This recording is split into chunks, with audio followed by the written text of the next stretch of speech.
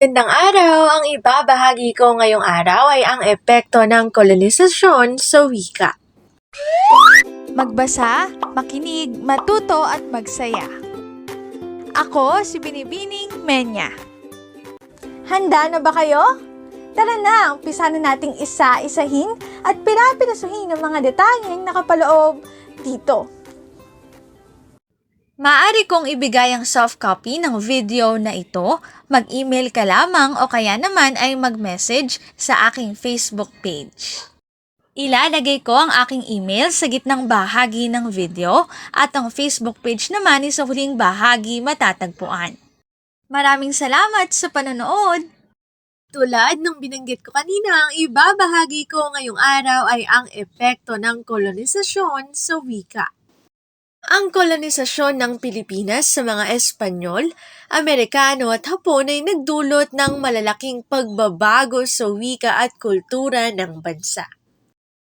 Pagpapakilala ng wikang Espanyol, ito ay sa ilalim ng panahon ng Espanyol. Ginamit ang Espanyol bilang wika ng edukasyon, relihiyon at pamahalaan.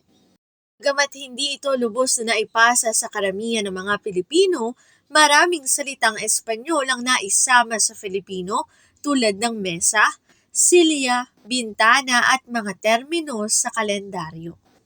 Ang alpabetong Romano ay ipinalit sa baybayin na siyang katutubong sistema ng pagsusulat ng mga Pilipino.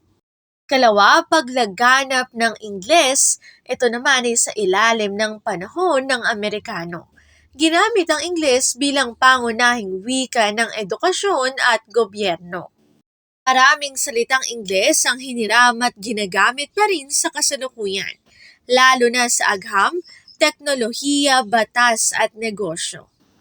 Ang Ingles ay nananatiling isa sa mga opisyal na wika ng Pilipinas. Ito naman ay panahon ng Hapon.